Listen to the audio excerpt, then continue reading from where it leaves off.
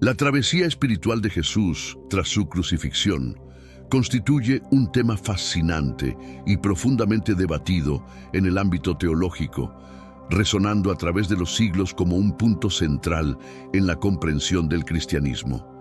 Esta narrativa comienza con el momento emblemático de la crucifixión, un símbolo potente de sacrificio y redención.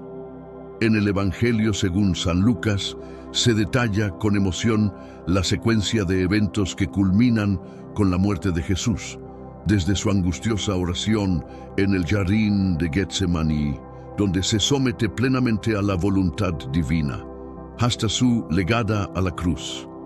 Es allí donde, con sus últimas palabras, se ha consumado. Jesús culmina su misión terrenal, inclina su cabeza y entrega su espíritu antes de ser bajado y sepultado en un sepulcro cercano.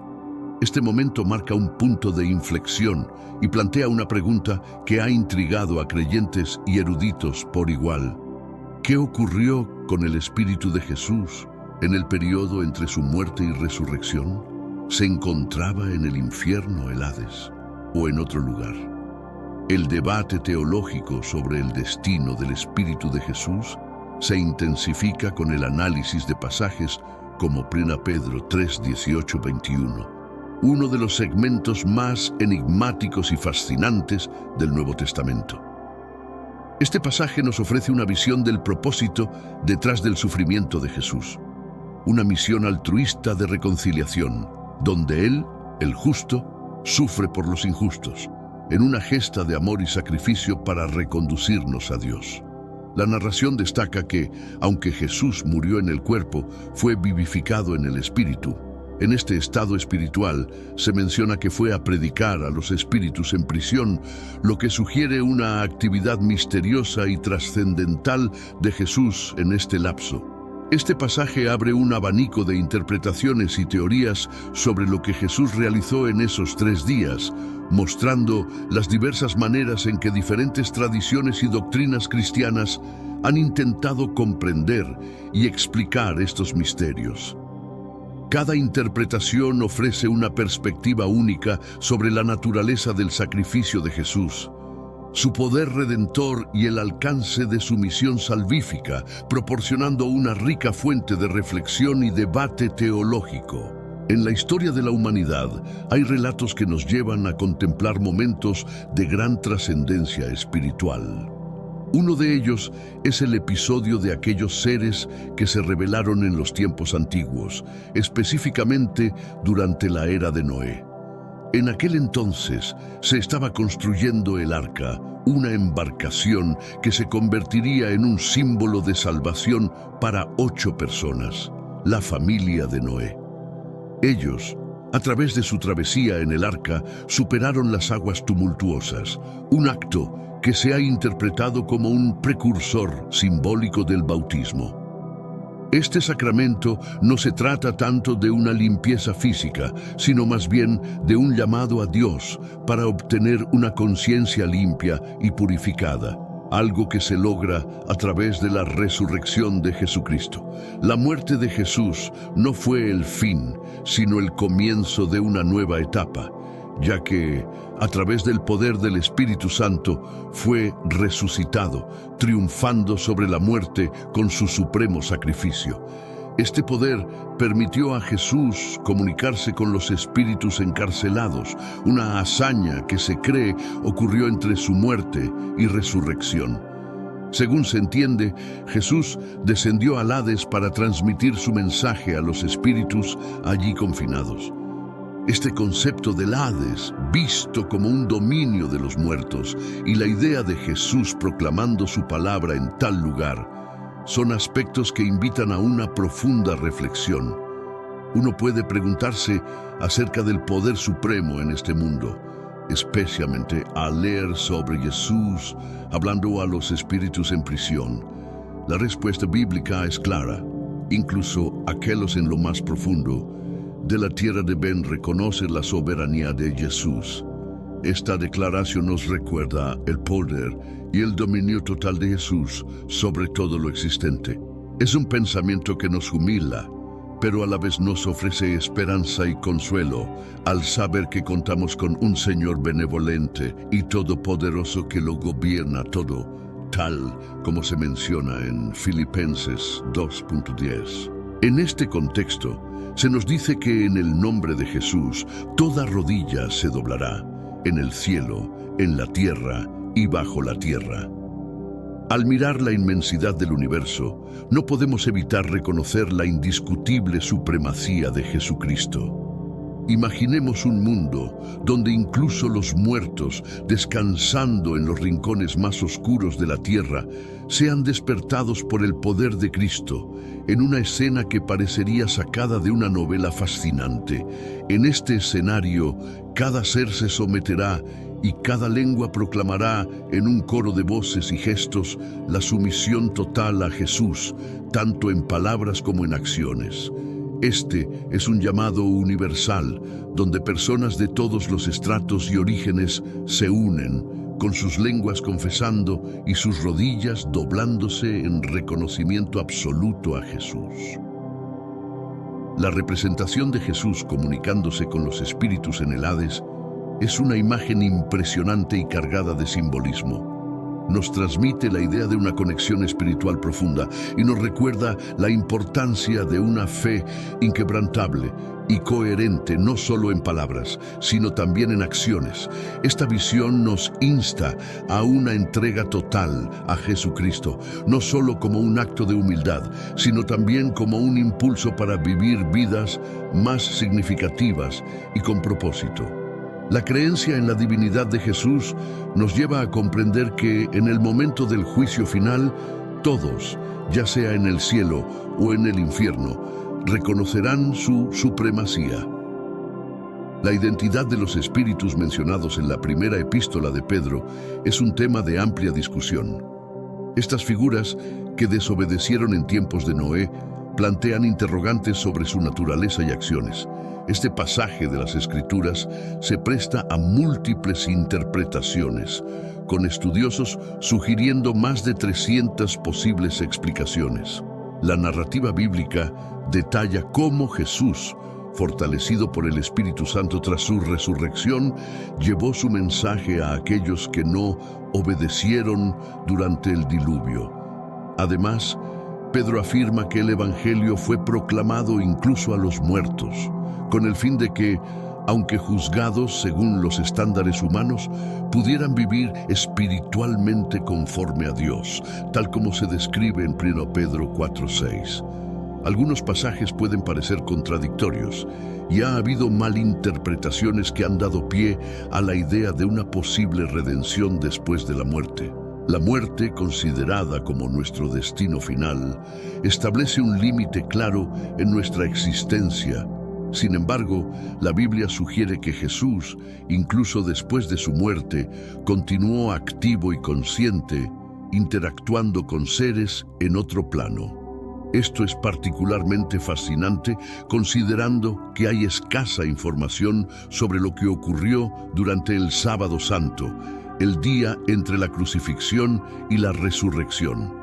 Aunque comúnmente se cree que Jesús estuvo inactivo e inconsciente entre su muerte y resurrección, es vital reconocer que su espíritu seguía activo, habiendo visitado el mundo de los muertos para predicar su mensaje. Este aspecto de la narrativa de la pasión despierta curiosidad y reflexión sobre las acciones y el papel de Jesús durante ese período oscuro y enigmático. Imaginemos a Pedro en ese primer domingo de Pascua, encontrándose con Jesús y lleno de asombro y curiosidad, preguntándole sobre sus acciones durante los días previos. Jesús, con paciencia y sabiduría, le habría explicado que no estuvo en la tierra durante ese tiempo, sino en el Hades, llevando su mensaje de esperanza y redención a aquellos que habían perecido en el tiempo del diluvio de Noé. Este acto, lleno de misericordia y autoridad divina, no solo demuestra la inmensidad del amor y poder de Jesús, sino que también nos sumerge en un misterio que resalta la complejidad y omnipresencia de su naturaleza. Este tema, que ha sido debatido y reflexionado a lo largo de los siglos, continúa siendo una fuente de inspiración y maravilla. En un lapso muy corto, Jesucristo experimentó 3 etapas fundamentales de existencia: su vida terrenal como ser humano, su muerte en la cruz como sacrificio y la entrega de su espíritu a Dios. A pesar de que su cuerpo yacía en la tumba, su espíritu no cesó su actividad, comunicando su mensaje a quienes no obedecieron en la época del diluvio. Con el amanecer del domingo de resurrección, Jesús realizó un milagro: la reunificación de su cuerpo y espíritu, manteniendo su conciencia y habilidad para comunicarse intactas a lo largo de estas transiciones. Algunas interpretaciones sostienen que las enseñanzas de Jesús en el Hades estaban dirigidas específicamente a la generación del diluvio de Noé. Esta visión sugiere que esta generación tuvo una oportunidad única de redención, sin indicaciones bíblicas de que tal gracia se extendería a otras generaciones. Estos individuos podrían haber cuestionado la justicia de Dios, argumentando que fueron juzgados severamente, mientras que a generaciones posteriores se les prometió que no se repetiría un castigo similar. Por otro lado, otra interpretación propone que los espíritus a los que Jesús se dirigió eran entidades demoníacas, basándose en la idea de que los seres mencionados en 1 Pedro 3:19 podrían ser ángeles caídos, detenidos por su participación en transgresiones graves cometidas antes del diluvio en los tiempos de Noé. Pedro, en su reflexión sobre el diluvio, menciona a estos espíritus y sugiere que, si en verdad eran ángeles caídos, el mensaje de Jesús no sería de redención. Esto se basa en el entendimiento de que, según Hebreos 2:16, los ángeles caídos no son sujetos de salvación. En este contexto, Jesucristo se centró en la humanidad descendiente de Abraham, no en los ángeles, ofreciendo un camino hacia la redención. Esto nos lleva a pensar que el mensaje de Jesús en el Hades quizás no era una oferta de salvación para estos seres, sino más bien una proclamación de su victoria sobre las fuerzas de Satanás, tal como se describe en 1 Pedro 3:22. Aquí se habla de Jesús ascendiendo al cielo, sentado a la derecha de Dios, en una posición de honor y autoridad, con ángeles, autoridades y poderes sometidos a él. La idea de una generación tan reacia a escuchar un mensaje que podría haberles salvado la vida es ciertamente perturbadora. Esta generación, que ignoró las advertencias de Noé, enfrentó las catastróficas consecuencias del diluvio, un recordatorio de los efectos devastadores del pecado, caracterizados por la desobediencia, rebeldía, incredulidad y una resistencia a ser persuadidos. Sus acciones se intensificaron frente a la paciencia y longanimidad de Dios durante los 120 años de construcción del arca. Este periodo extendido de gracia, en el que Dios esperó pacientemente durante la edificación del arca, contrasta fuertemente con la actitud desafiante de la humanidad de aquel entonces. A pesar de las advertencias persistentes de Noé, un predicador justo sobre el juicio divino que se avecinaba, sus palabras fueron ignoradas. Los que no atendieron a su llamado perecieron en el diluvio, demostrando las serias consecuencias de desoír la misericordia y la advertencia de Dios. Este episodio enfatiza la ineludible justicia divina y la certeza del juicio final para aquellos que descartan deliberadamente la verdad. Noé, mientras construía el arca, alertó sobre la inminente catástrofe, pero aquellos que no prestaron atención se ahogaron y sus almas fueron destinadas al infierno, descrito como una prisión. Sin embargo, Noé y su familia, gracias a su obediencia, se salvaron en el arca, un acto de fe resaltado en 2 Pedro 2:5. Este pasaje, escrito por Pedro, es muy apreciado en la fe cristiana, reconocido por su profundidad y relevancia.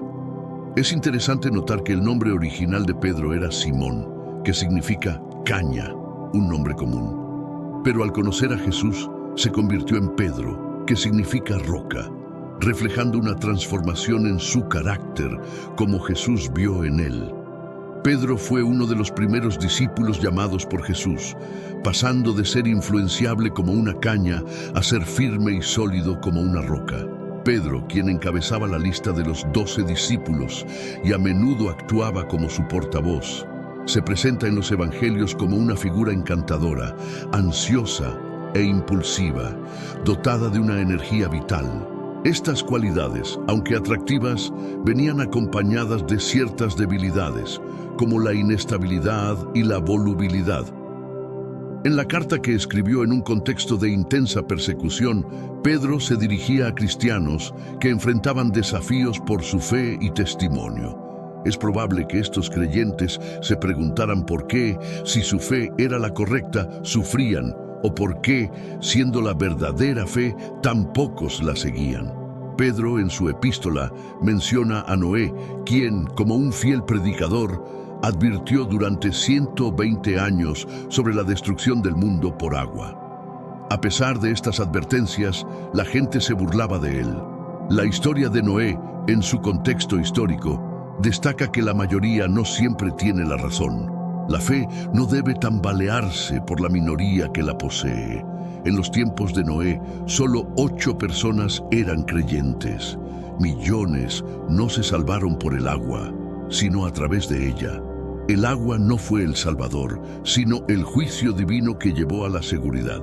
El arca, en este sentido, simboliza al Señor Jesucristo, representando el juicio de Dios a través del diluvio. El arca fue el único medio de salvación, y solo quienes estaban dentro sobrevivieron, de la misma manera que la salvación se encuentra únicamente en Cristo. Aquellos en Cristo están tan salvados como Dios puede hacerlos, mientras que los que están fuera están completamente perdidos. El arca ofreció un refugio seguro durante el juicio del diluvio, resistiendo la tormenta y el juicio divino sobre nuestros pecados, asegurando que no hay condena para quienes están en él, tal como se afirma en Juan 5:24. El diluvio universal fue un evento de proporciones inmensas que sumergió el mundo conocido bajo las aguas. En medio de esta catástrofe, el arca, construida siguiendo instrucciones divinas, flotaba, rodeada de agua por todos lados, con lluvias torrenciales cayendo sobre ella y las aguas del diluvio a su alrededor. El arca no solo era un refugio físico, sino que también simbolizaba la salvación espiritual. Representaba un medio de transporte que llevaba a sus ocupantes, aquellos que habían depositado su fe en el mensaje de salvación a través del caos de un mundo condenado hacia un nuevo comienzo en una tierra renovada. El arca, en su esencia, se transforma en una metáfora potente de la salvación que ofrece Jesucristo. Aquellos que depositan su fe en el Salvador son conducidos con seguridad a través de juicios y destrucciones hacia la resurrección y la promesa de una vida renovada. Este paralelo entre el arca y la salvación en Cristo resalta cómo, a pesar de las adversidades, la fe proporciona un refugio y una guía hacia un destino de esperanza y renovación. La predicación de Jesús a los espíritus en prisión es un tema que ha fascinado y confundido a teólogos a lo largo de los siglos. ¿Cuál fue la razón detrás de la elección de Jesús para llevar su mensaje a estos espíritus? Aunque las Escrituras no detallan explícitamente el propósito de esta predicación, parece ser una manifestación del dominio y autoridad de Cristo sobre todas las entidades, incluso sobre los espíritus rebeldes.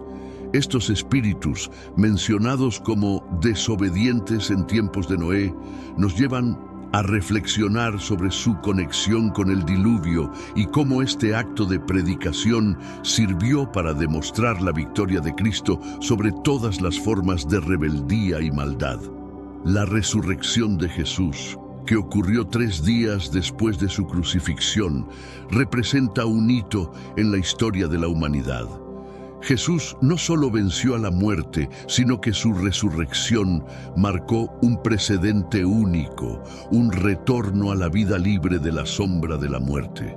A diferencia de otros que fueron resucitados en las Escrituras y luego murieron de nuevo, Jesús resucitó para no experimentar más la muerte. Diversos pasajes bíblicos presentan diferentes agentes detrás de su resurrección. Romanos 8:11 señala al Espíritu Santo, Romanos 6:4 al Padre y Juan 2:18-22 sugiere que fue Jesús mismo quien se levantó de entre los muertos. Esta pluralidad de narrativas resalta la intervención de la Trinidad en la resurrección, evidenciando el poder y la majestad de Dios en este evento fundamental. La resurrección de Cristo no es solo una demostración de su divinidad y autoridad, sino que también representa para los creyentes una nueva forma de vida. Así como Cristo fue resucitado, nosotros también estamos llamados a vivir una vida renovada, dejando atrás lo antiguo y abrazando un camino de renovación y transformación espiritual. La resurrección, por ende, trasciende su significado histórico, convirtiéndose en un llamado constante a una existencia redimida y transformada en Cristo Jesús. En el diálogo entre Jesús y los judíos, ellos le preguntaron qué señal podía mostrar para justificar su autoridad. Jesús respondió con una declaración enigmática: «Destruyan este templo y en 3 días lo levantaré». Los judíos, confundidos, señalaron que la construcción del templo había tomado 46 años, cuestionando cómo podría él reconstruirlo en tan solo 3 días. Sin embargo, Jesús se refería al templo de su propio cuerpo. Esta declaración cobró sentido pleno para sus discípulos después de su resurrección, cuando recordaron sus palabras y creyeron en las Escrituras y en lo que Jesús había dicho. La resurrección de Jesús trajo consigo consecuencias significativas tanto en el mundo físico como en el espiritual, aunque éstas puedan parecer confusas. Un evento notable mencionado únicamente por Mateo es la apertura de tumbas y la resurrección de muchos santos tras la muerte de Jesús. Estos individuos, descritos como aquellos que habían caído dormidos, un término usado en el Nuevo Testamento para los fallecidos con esperanza de vida eterna, salieron de las tumbas y se manifestaron en Jerusalén. Este fenómeno, más allá de cualquier explicación natural como un terremoto, sugiere una intervención divina directa. El relato de Mateo enfatiza cómo el sacrificio de Jesús supera la muerte y cómo su resurrección es una validación de su trabajo redentor.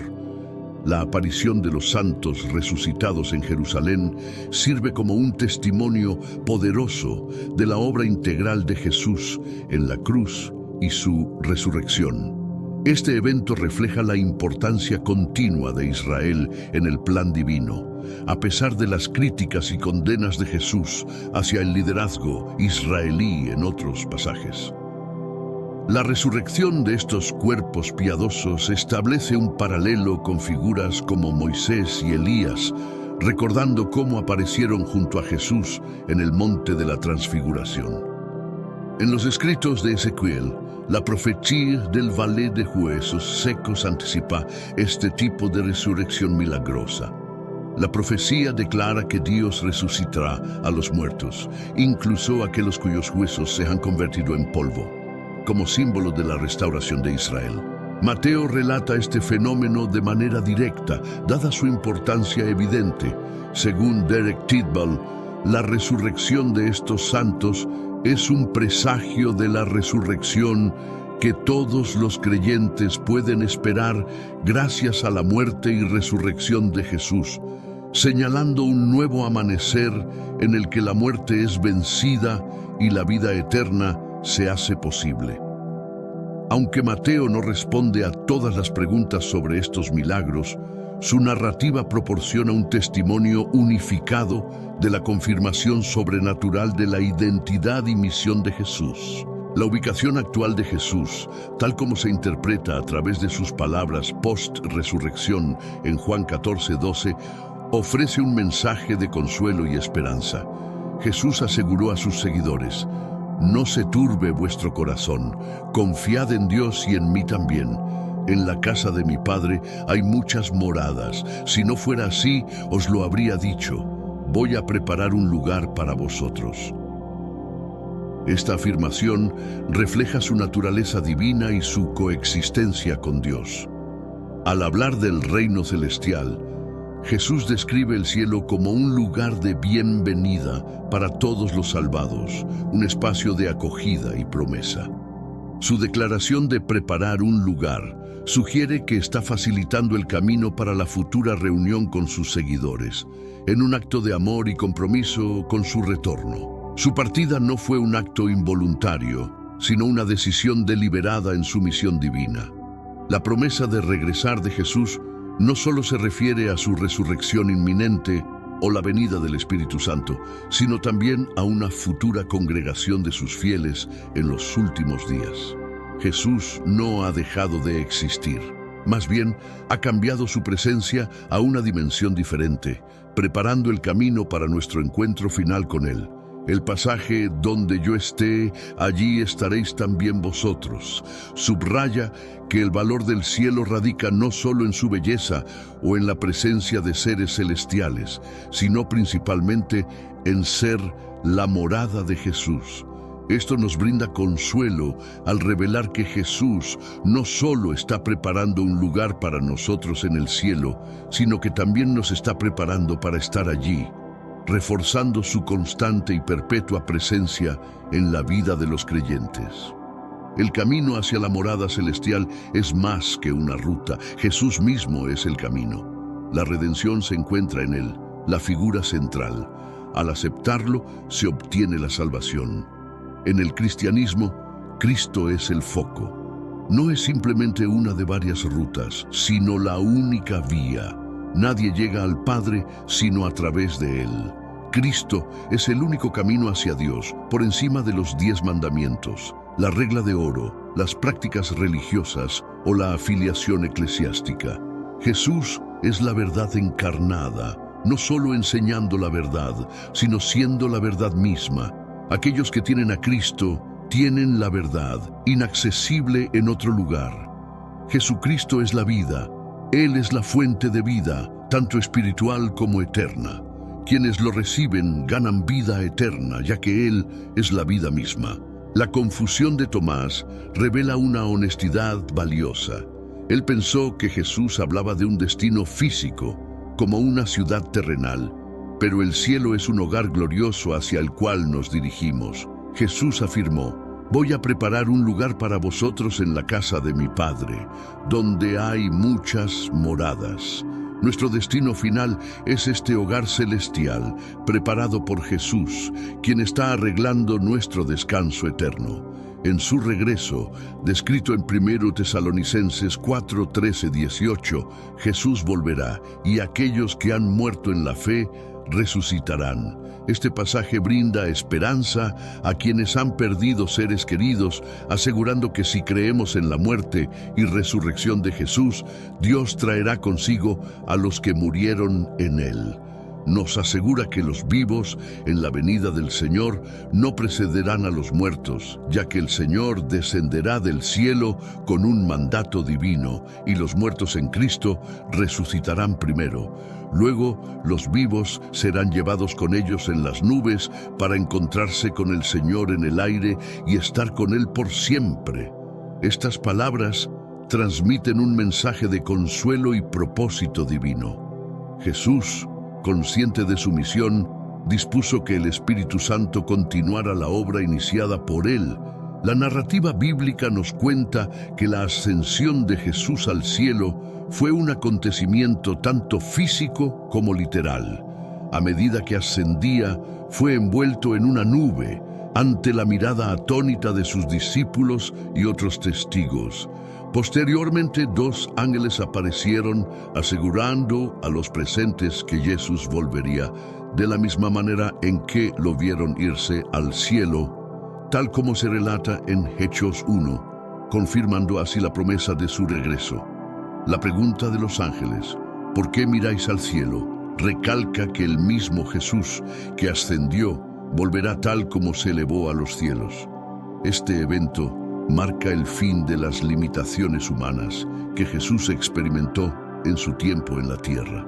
Algunas cualidades divinas que había restringido temporalmente ahora estaban plenamente restauradas y su majestad celestial, vislumbrada en la transfiguración, se manifestaba de nuevo. Jesús ocupa actualmente una posición de máxima distinción, sentado a la diestra de Dios, un lugar de honor supremo. Otras referencias bíblicas que hablan de Jesús en el cielo incluyen Lucas 22:69, donde se menciona que el Hijo del Hombre estará sentado a la diestra del poder de Dios. Incluso Esteban, antes de su muerte, tuvo una visión de la gloria de Dios y vio a Jesús de pie a la derecha de Dios. Las Escrituras nos indican que Jesús reside ahora en el cielo, un lugar concreto y glorioso, hogar de Dios, ángeles y todos los redimidos. El testimonio de los hombres que presenciaron la ascensión de Jesús, según la palabra de Dios, afirma que Jesús está situado al lado derecho del Padre. En contraste, el apóstol Pablo imaginó un encuentro directo con Jesús, un momento que, aunque podría percibirse como alegre, para Pablo, antes de convertirse de Saulo a Pablo, fue un desafío. Saulo, un fariseo celoso y perseguidor de los cristianos, experimentó su conversión camino a Damasco, donde se dice que tuvo una revelación del Jesús resucitado. Saulo de Tarso, en sus 30 años, veía el crecimiento del cristianismo como una amenaza a su fe. Con gran determinación, se propuso erradicar esta creencia emergente. En su camino a Damasco, fue sorprendido por una luz celestial, cayendo al suelo y escuchando una voz que le preguntaba: «Saulo, Saulo, ¿por qué me persigues?». Al preguntar: «¿Quién eres, Señor?», la respuesta fue reveladora: «Yo soy Jesús, a quien tú persigues. Levántate y entra en la ciudad, y se te dirá lo que debes hacer». Los hombres que lo acompañaban quedaron confundidos, ya que escucharon el sonido, pero no entendieron las palabras como Saulo. Solo él vio al Señor y fue llamado al apostolado. Tras este encuentro, el fariseo fue llevado a Damasco, donde permaneció ciego por 3 días, sin comer ni beber.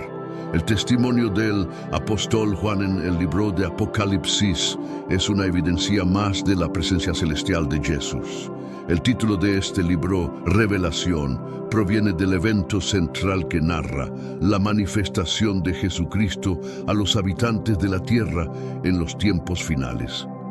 Apocalipsis se inicia con Jesús en el papel de revelador, y Juan es el encargado de documentar lo que observa. La visión de Juan es la de un Jesús imponente y sobrenatural, distinto a cualquier figura humana. Sin embargo, antes de ver a Jesús, Juan escucha su voz: «Yo estaba en el Espíritu en el día del Señor y oí detrás de mí una gran voz, como de trompeta, diciendo: Yo soy el Alfa y la Omega, el primero y el último, y lo que ves, escríbelo en un libro, y envíalo a las 7 iglesias que están en Asia, a Éfeso, Esmirna, Pérgamo, Tiatira, Sardis, Filadelfia y Laodicea». Al girarse, Juan observa 7 candelabros de oro y, entre ellos, una figura semejante al Hijo del Hombre, vestida majestuosamente. La voz que Juan escucha, potente y distintiva como una trompeta, pertenece al Alfa y la Omega, el principio y el fin. Una identificación de Jesús con estos nombres en Apocalipsis 1:18. Esta afirmación es una de las ocasiones en el Nuevo Testamento donde Jesús se declara abiertamente como divino. La descripción de Juan, aludiendo a la voz de Jesús como de trompeta, sugiere una voz que no coincide exactamente con su recuerdo de Jesús en la tierra, pero reconoce que es Jesús por la identificación como el Alfa y la Omega. Esta revelación representa un momento crucial para Juan, quien había compartido tiempo con Jesús en su ministerio terrenal y ahora lo veía en su forma glorificada. La ascensión de Jesús al cielo marca un momento clave en la interacción entre lo divino y lo humano. Este cambio no fue meramente un traslado físico, sino un regreso a su estado glorioso, donde Jesús retoma las cualidades divinas que habían sido limitadas durante su vida terrenal. Varios pasajes bíblicos describen esta transición y la nueva posición de Jesús. Por ejemplo, en Lucas 22:69 se describe explícitamente a Jesús, el Hijo del Hombre, sentado a la derecha del poder de Dios, lo que indica un lugar de supremacía y divinidad. Esta nueva posición de Jesús en el reino celestial es un testimonio de su autoridad y majestad y representa un punto de inflexión en la historia de la salvación. Esta representación se ve reforzada en el relato de la visión de Esteban. Antes de su martirio, Esteban fue bendecido con una visión de la gloria de Dios y la posición celestial de Jesús. Estos pasajes bíblicos nos permiten entender la magnitud y la relevancia de la presencia de Jesús en el cielo, trascendiendo su mera ubicación física. Por otro lado, la transformación de Saulo de Tarso, que después se convirtió en el apóstol Pablo, es otro ejemplo de la influencia celestial de Jesús.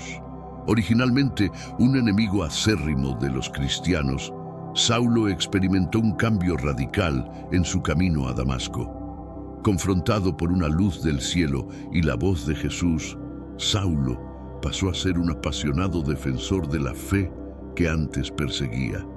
Este encuentro no solo transformó su vida, sino que también destacó el hecho de que Jesús, desde el cielo, continuaba activamente involucrado en los asuntos terrenales y la dirección de su iglesia.